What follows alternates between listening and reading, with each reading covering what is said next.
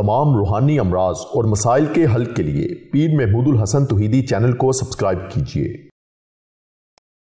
बिस्मिल्लाहिर्रहमानिर्रहीम। मोहतरम भाइयों और बहनों, अस्सलामु अलैकुम वरहमतुल्लाहि वबरकातुहू।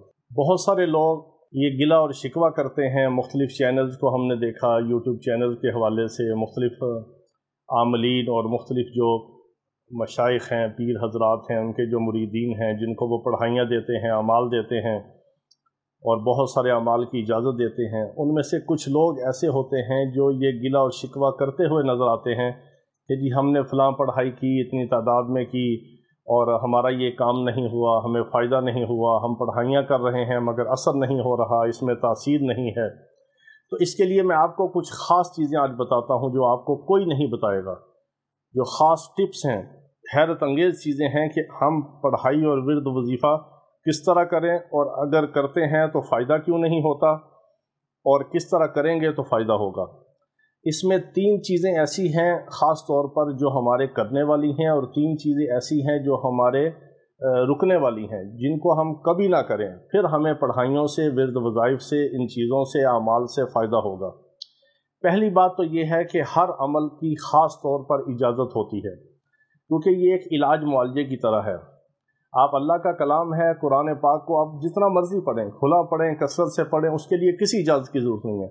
मगर जो अमाल होते हैं, वज़ाइफ होते हैं, कुरानी आयात की जो तरतीब होती है, उसकी तादाद होती है, उसका ख़ास तरीका होता है पढ़ने का, ये उलमाए सालिहीन की और सलफ़ सालिहीन की और तजारबुस सालिहीन में से है और औलिया कराम की और आमिलीन हज़रात की, उलमा मशाइख की ये मेहनत शाका का नतीजा है। जो शब व रोज़ की उनकी मेहनत है, उनके तजर्बात हैं और इस पे उनकी इबादत और रियाज़त है और उनका इल्म का, ज़िंदगी का, तजर्बात का निचोड़ हैं सारी चीज़ें।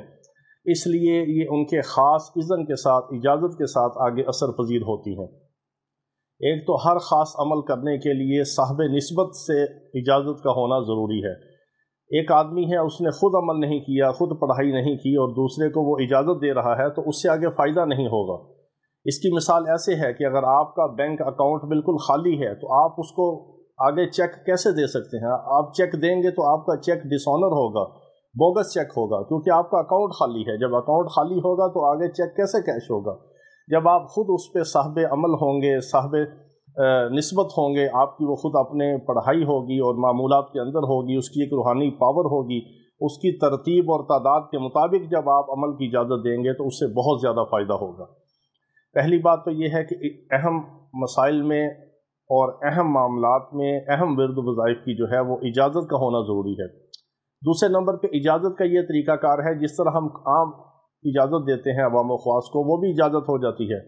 इजाज़त का एक ख़ास तरीका ये है जो आमलीन हज़रात नहीं बताते, बाज़ उलमा नहीं बताते और बतानी चाहिए, वो ये है कि जब आप किसी साहब निस्बत से, साहब मजाज से, जो ख़ुद इजाज़त याफ्ता हो या उस अमल का ख़ुद आमिल हो, उससे जब आप इजाज़त लें तो सबसे पहले आप पढ़ाई करने से पहले ये नियत करें कि मैं जितनी भी पढ़ाई करूँगा इसका सारा इसाले सवाब इस बंदे को जाए, साहब निस्बत को, साहब मजाज को, और जो आपको इजाज़त दे रहा है उसको इसका सवाब जाए। आप नियत करें कि मैं जो पढ़ाई कर रहा हूँ दिन रात इसकी सारी तरतीब के मुताबिक इसका जो अजर और सवाब है वो मैं हदिया करता हूँ इस बंदे को और इसकी औलाद को, इसकी नस्लों को और पूरी उम्मत मुस्लिमा को। एक तो ये नियत करें इसाले सवाब की, हदिये की। दूसरे नंबर पे ये है कि आप जो तरतीब आपको बताई जाए उस तरतीब के मुताबिक पढ़ाई करें, उस पर अमल करें, अपनी मर्ज़ी से उसमें कमी बेशी ना करें कि हम ये इस तरह कर लें, इस तरह कर लें। बाद लोग ये सवाल करते हैं कि जी हम चलते फिरते पढ़ लें, या कोई लोग मोबाइल से खेलते होते हैं और वो पढ़ाई कर रहे हैं, कोई टीवी देख रहे हैं तो पढ़ाई कर रहे हैं, कोई ड्राइविंग कर रहे हैं तो वो अमल को कर रहे हैं। बेशक अल्लाह का जिक्र आप हर हाल में कर सकते हैं, मगर इसके लिए यकसुई का होना ज़रूरी है। यकसुई होगी, तवज्जो होगी। आप इसकी बात इस तरह मिसाल से समझें कि आप किसी बादशाह के सामने अपनी कोई दरख्वास्त लेकर जाते हैं, या आप मुल्क के बादशाह और वज़ीर आज़म के सामने अपना मसला लेके जाते हैं, अपनी हाजत लेके जाएँ, अपनी दरख्वास्त लेके जाएँ, और वो आप उसके सामने पेश हों और आप मोबाइल से खेल रहे हों और उससे बात कर रहे हों और आपका ध्यान उसकी तरफ ना हो, तो क्या वो आपकी बात सुनेगा या वो खुश होगा? या ये अदब के ख़िलाफ़ नहीं है? और अल्लाह रब्बुल इज़्ज़त जो अहकमुल हाकिमीन है, जो शहनशाहों का, बादशाहों का भी बादशाह है और बादशाहों को पैदा करने वाला है, और जो शहनशाह है اس کی بارگاہ میں جب آپ اپنی حاجت پیش کریں، جب اس کے لیے اس سے کوئی مدد طلب کریں، اس سے اپنی ضرورت اور حاجت طلب کریں، کوئی پڑھائی کریں، کوئی عمل کریں، ورد وظیفہ کریں، تو آپ کو پوری توجہ اور یکسوئی کی ضرورت ہے۔ پوری توجہ سے، دھیان سے، باوضو ہو کے آداب کے ساتھ آپ جو عمل کریں گے اس میں فائدہ ہوگا۔ تیسرے نمبر پہ یہ ہے کہ جو تعداد آپ کو بتائی جائے اسی تعداد کے مطابق کریں، اپنی مرضی سے اس میں کمی بیشی اور اس میں جوڑ توڑ اور خود سے اس میں کوئی ایسا گڑبڑ نہ کریں۔ ہر چیز کی ایک تعداد مقرر کی جاتی ہے، وہ فکس ہوتی ہے، اور خاص اعمال کی خاص ترتیب ہوتی ہے اور خاص تعداد ہوتی ہے۔ بعض لوگ اس پہ اعتراض کرتے ہیں جی یہ قرآن پڑھنا ہے، اس میں تعداد کی کیا ضرورت ہے؟ اگر اس میں تعداد کی ضرورت نہیں ہے تو نبی علیہ السلام نے یہ بھی تو فرمایا ہے کہ 33 بار سبحان اللہ، 33 بار الحمدللہ اور 34 بار اللہ اکبر۔ تو اس کو 33 اور 34 کیوں کہا؟ اس کو 35 اور 37 کیوں نہیں کہا؟ اس کو لا تعداد کیوں نہیں کہا؟ اس کو تعداد کے بغیر کیوں نہیں کہا؟ اور اگر تعداد کا عمل دخل نہیں ہے تو بیت اللہ کے آپ 7 چکر کیوں لگاتے ہیں؟ صفا مروہ کی 7 آپ پھیرے لگا کے صحیح کیوں کرتے ہیں؟ تعداد کا بہت بڑا عمل دخل ہے، ہر چیز کے اندر عمل دخل ہے۔ یہ ایک تکوینی اور غیبی نظام کی ایک فریکوینسی ہے، ایک اس کا پاسورڈ ہے۔ جب وہ پاسورڈ کے ساتھ پاسورڈ ملتا ہے تو پھر زندگی کے، قسمت کے، مقدر کے تالے کھلتے چلے جاتے ہیں، راہیں کھلتی چلی جاتی ہیں۔ جب وہ پاسورڈ آپ لگائیں گے اس تعداد کے مطابق، اس نمبر کے مطابق، آپ کا ایک فگر، ایک ڈیجٹ آپ کا کم ہو تو آپ کا کمپیوٹر لاگ ان نہیں ہوتا، آپ کا سسٹم لاگ ان نہیں ہوتا، آپ کا ATM کا کارڈ نہیں چلتا اگر آپ کا پاسورڈ کا ایک فگر بھی درست نہ ہو۔ یہ بھی ایک کائنات کی ایک فریکوینسی ہے، ایک پورا سسٹم ہے، تکوینی نظام ہے۔ تعداد کے مطابق، عمل کے مطابق، اجازت کے مطابق، ترتیب کے مطابق جو عمل کیا جائے اس میں فائدہ ہوتا ہے۔ یہ بات سب سے اہم ہے جو بتانے والی تھی، اس پہ عمل کیجئے انشاءاللہ العزیز۔ ہر چیز کی اللہ تعالیٰ آپ کو خیر و برکت عطا فرمائیں گے، پڑھائیوں میں تاثیر عطا فرمائیں گے اور فائدہ ہوگا اور خیر و برکت ملے گی۔ اور یقین کے ساتھ، یکسوئی کے ساتھ اللہ رب العزت کو پکاریں اور اللہ سے اپنی مدد طلب کریں۔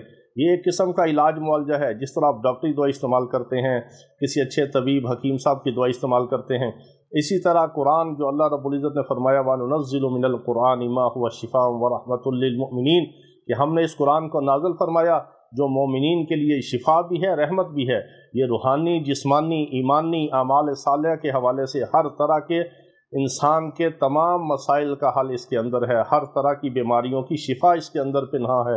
ہم شفا طلب کریں اللہ کے نام سے، اللہ کے کلام سے اور اللہ کے اسم سے اور اللہ کے بتائے ہوئے اور اس کے رسول صلی اللہ علیہ وسلم کے فرمائے ہوئے جو ورد وظائف ہیں، مسنون دعائیں ہیں، ان کو ہم اپنائیں اور ان پہ عمل کریں اور اس ترتیب کے مطابق آداب کے ساتھ، استحضار کے ساتھ عمل کریں۔ انشاءاللہ العزیز اللہ رب العزت ہمارا ایک بار سبحان اللہ جو پڑھنا ہے اس کا بھی اجر و ثواب عطا فرمائیں گے۔ ایک بار سبحان اللہ کا اجر یہ ہے کہ جنت میں ایک درخت لگتا ہے جس کے سائے میں ایک عربی گھوڑا 100 سال تک چلتا رہے تو اس کا سایہ ختم نہیں ہوگا۔ ایک بار سبحان اللہ کہنے کا اتنا بڑا اجر ہے۔ کوئی چیز، کوئی کلام، کوئی ورد وظیفہ اللہ رب العزت کا اجر و ثواب سے خالی نہیں ہے۔ ہمیں یقین کے ساتھ، آداب کے ساتھ، استحضار کے ساتھ اور ترتیب کے ساتھ اور اجازت کے ساتھ ہر عمل کرنے کی ضرورت ہے۔